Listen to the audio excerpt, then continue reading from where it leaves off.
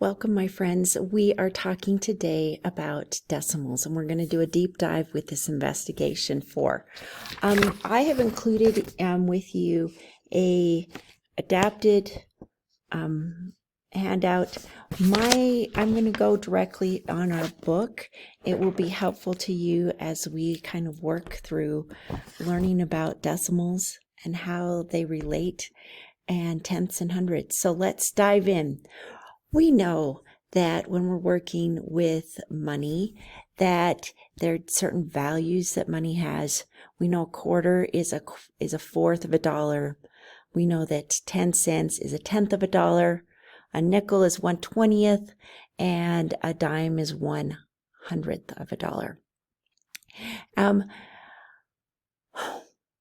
The book notes that we are in a base 10 system, which means that for each place value, it's 10 times the value of everything on its right. It gets progressively bigger. Well, that holds true as it goes the other direction.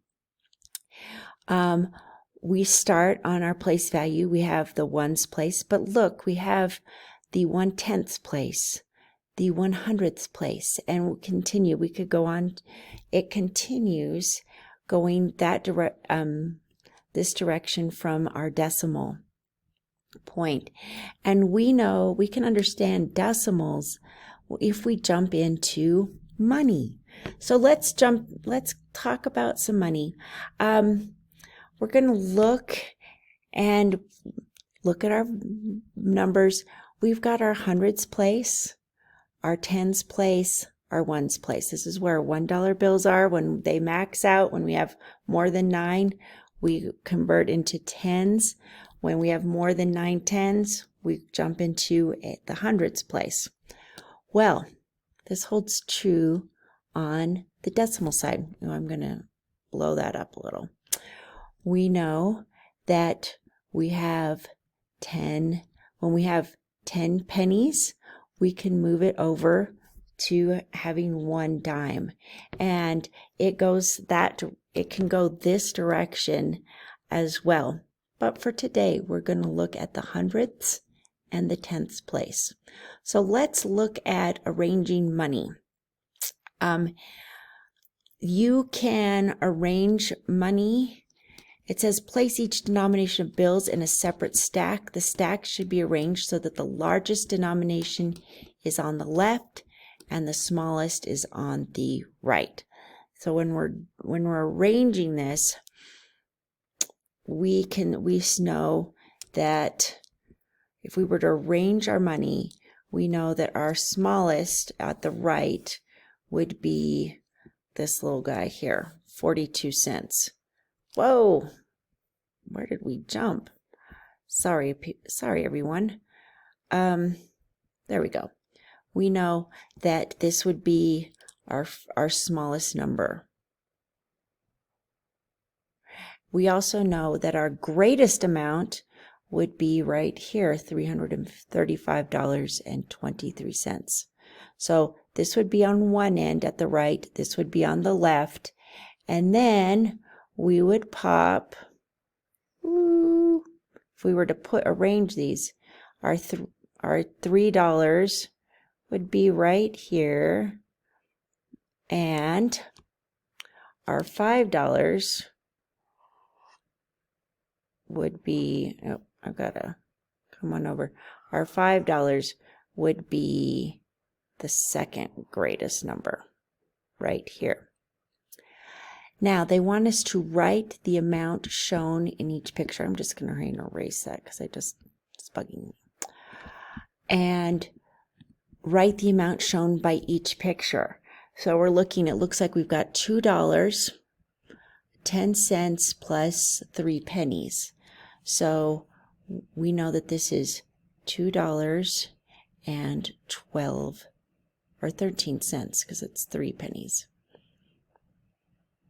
I'd like you to write down the amount right here on your paper. It looks like we have 21 cents. And our last one, it looks like we have $1.03. cents. And notice how I'm writing this down. Now, we're going to use money to compare amounts. We have $3.03 and we have $3.10, and automatically I can see that this is greater. In our next section, we have 40 cents and 7 cents. I can tell you what I would want back, and that would be 40 cents. Our next one is write the amounts in order from least to greatest. Okay, here we go. Let's write the amounts and then we'll organize. I'm going to organize them on my side here. First off, we've got $1.10 right here. And it looks like we have 10, 20, 30, 42 cents. And it looks like we have $1 and $1.05. So if we were, let's see, $1.05. So if we were to organize this in amounts, by the way, do not mistake this, guys, for $1. Okay, that is not $1. This is 42 cents. I'm having issues today with my pen, but let's organize from greatest to least. So the greatest amount is going to be $1.10.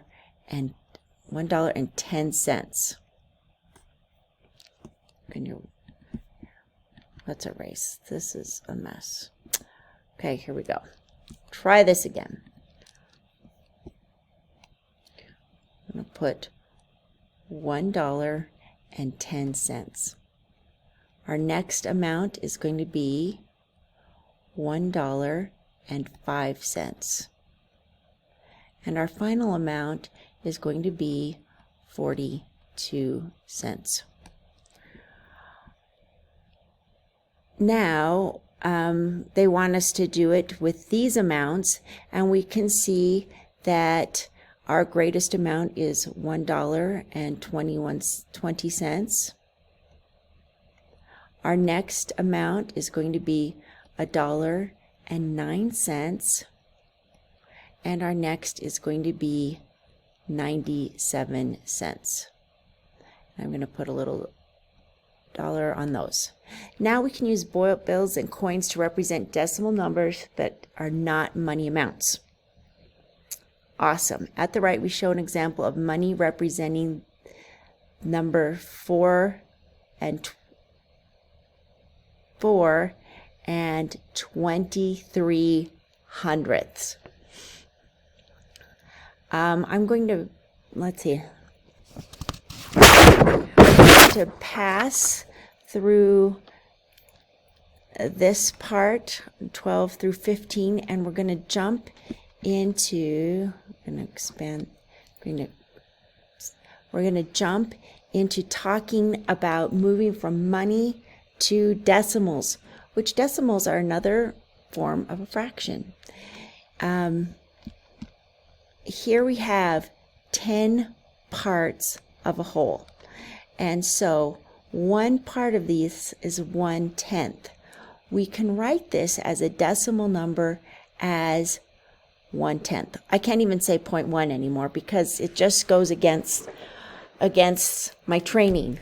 But you need to get in the habit of when you see 0.1, you're not saying 0.1. You're looking at it for the place value that it is. This is 1/10. Our next one is name the shaded part of each square as a fraction and as a decimal number. We can see these are all in parts of 10. So we can say that this is 3/10, or we can show it as a decimal number by 0 and 3/10. Our next one is 9/10, or we can say it as 9/10. Our next one is 7/10, or we can say it as in a decimal number. Let's see, 1, 2, 3. Oh, our next one is 5/10. We can say this as a decimal number of 5/10. Now, use the squares above to arrange these decimal numbers from least to greatest. So visually we can see the least to the greatest. So let's begin. Our least number is going to be 3/10. Our next one is going to be 0 and 5/10. Our next one is going to be 0 and 7/10. And our next one is going to be, 0 and 8/10. Now we're moving from tenths to hundredths. Yay! If we were to arrange everything into pieces of 100, which you've done with pennies, we will have a decimal number that looks like this. This is the fraction, 1/100th. We also write it this way as a decimal number. Our decimal point, 0 and 1. Let's figure out the decimal numbers for each of these. We need this as a fraction and as a decimal number. It looks like we've got 11 hundredths, and that equals 11 hundredths as written in decimal form. It looks like we have 10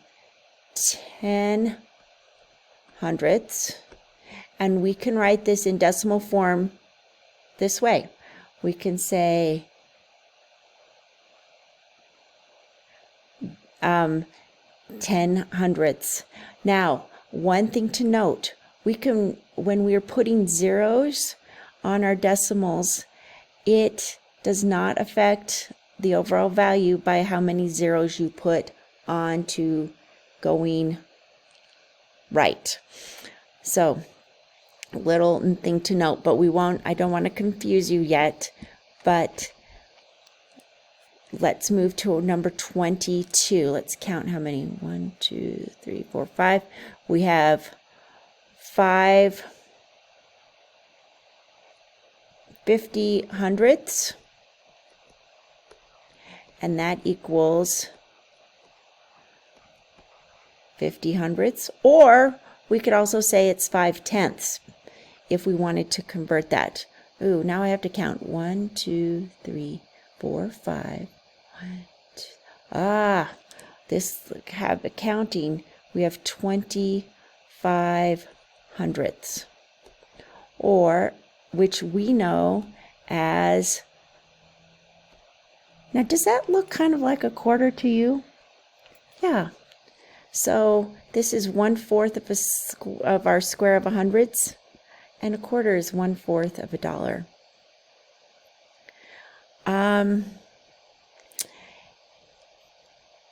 Another thing to note is notice how our square, this square, half of it is shaded, and we say 50 out of 100.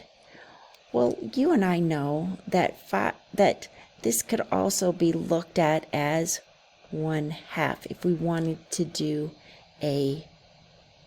wanted to simplify our fraction.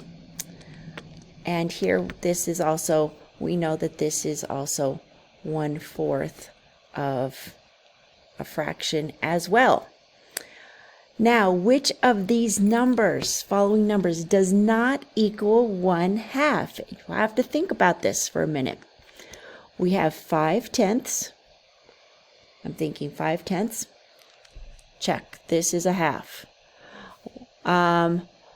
We look at the decimal form. We call it 5/10. Check. This is a half. 50 out of 100. Check. This is a half. 5 hundredths. This is not a half. Okay, my friends, I am running out of time for our recording in our 15-minute increment. We are going to pause right here and jump into the second phase of our investigation. So join me there.